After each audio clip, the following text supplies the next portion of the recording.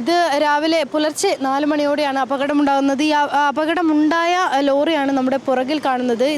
ഇത് രാവിലെ വരുന്ന വഴിയിൽ ഒരു കാറിനിടിക്കുകയും പിന്നീട് നിയന്ത്രണം വിട്ട് കാറിനിടിക്കുകയും പിന്നീട് കൈവരിയിലേക്ക് ഇടിച്ച് മറിയുകയുമായിരുന്നു. ഇതിൽ ഉണ്ടായിരുന്ന ഡ്രൈവർ വയനാട് സ്വദേശി കൃഷ്ണൻ ആ സമയത്ത് ഫയർഫോഴ്സ് എത്തിയാണ് ഇയാളെ പുറത്തെടുത്തത്. കോഴിക്കോട് മെഡിക്കൽ കോളേജിൽ എത്തിച്ചെങ്കിലും ഇയാൾ മരിക്കുകയാണ് ഉണ്ടായത്. എന്തായാലും ഈ മൈസൂരിൽ നിന്ന് കോഴിക്കോട് ബിവറേജിലേക്ക് മദ്യം കൊണ്ടുവരുന്ന വാഹനമാണിത്.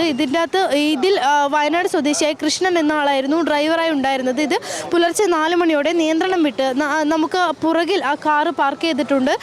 ഇതിലുണ്ടായിരുന്ന മദ്യക്കുപ്പികളാണ് നമുക്ക് ഈ ദൃശ്യങ്ങൾ കാണാൻ സാധിക്കുന്നത്. ഈ മദ്യം കൊണ്ടുവരുന്ന കോഴിക്കോട് ബിവറേജിലേക്ക് മദ്യം കൊണ്ടുവരികയായിരുന്നു. മൈസൂരിൽ നിന്നാണ് മദ്യം കൊണ്ടുവരുന്നത്. നമുക്ക് കാണാൻ സാധിക്കും നിരവധി മദ്യക്കുപ്പികളുമായി വന്ന വാഹനമാണ് നിയന്ത്രണം വിട്ട് കാറിലിടിക്കുകയും പിന്നീട് ഈ കൈവരിയിലേക്ക് ഇടിച്ച് മറിയുകയും ചെയ്തത്. ഈ ഡ്രൈവർ ഈ വയനാട് സ്വദേശിയായ കൃഷ്ണൻ വാഹനത്തിനുള്ളിൽ കുടുങ്ങിപ്പോയിരുന്നു. പിന്നീട് ഫയർഫോഴ്സ് വെള്ളിമാട് കുന്നിൽ ഫയർഫോഴ്സ് സംഘം എത്തി ഹൈഡ്രോളിക് കട്ടർ ഉപയോഗിച്ചാണ് ഇയാളെ പുറത്തെടുക്കുന്നത്. ഈ പുറത്തെടുത്ത് കോഴിക്കോട് മെഡിക്കൽ കോളേജിൽ എത്തിച്ചെങ്കിലും ഇയാൾ അവിടെ വെച്ച് മരിക്കുകയാണ് ഉണ്ടായത്. എങ്ങനെയാണ് അപകടം സംഭവിച്ചത്? ഉറങ്ങിപ്പോയതാണോ അല്ലെങ്കിൽ മറ്റെന്തെങ്കിലും കാരണമാണോ എന്നുള്ളതിനെക്കുറിച്ച് ഇപ്പോൾ വ്യക്തത വന്നിട്ടില്ല. അതിനെക്കുറിച്ചുള്ള പരിശോധനകളൊക്കെ നടക്കേണ്ടിയിരിക്കുന്നു.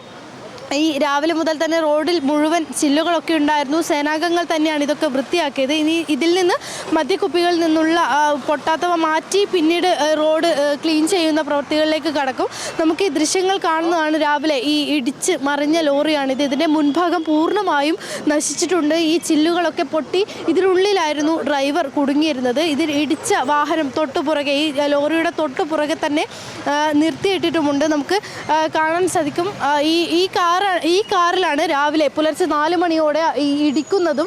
നിയന്ത്രണം വിട്ട് ലോറി എതിർവശത്ത് വന്ന കാറിൽ ഇടിക്കുകയായിരുന്നു. പിന്നീട് കാറിൻ്റെ മുൻഭാഗവും ഏകദേശം തകർന്ന നിലയിലാണ്. ഇതിൽ ആർക്കും വലിയ രീതിയിലുള്ള ഗുരുതരമായ പരിക്കുകളില്ല എന്നാണ് നമ്മൾ മനസ്സിലാക്കുന്നത്. എങ്കിൽ പോലും കാറിൻ്റെ മുൻഭാഗം നമുക്ക് കാണാൻ സാധിക്കുന്ന പോലെ മുൻഭാഗം പൂർണ്ണമായും ഈ തകർന്ന ഒരവസ്ഥയിലാണ്. ചില്ലൊക്കെ പൊട്ടിയ ഒരു അവസ്ഥയിലാണുള്ളത്. എന്തായാലും ഈ കാറിലുള്ളവർക്ക് ഗുരുതരമായ പരിക്കുകളില്ല എന്നാണ് നമുക്ക് മനസ്സിലാക്കാൻ സാധിക്കുന്നത്. ലോറി ഡ്രൈവറായിരുന്ന വയനാട് സ്വദേശി കൃഷ്ണനാണ് മരിച്ചത്.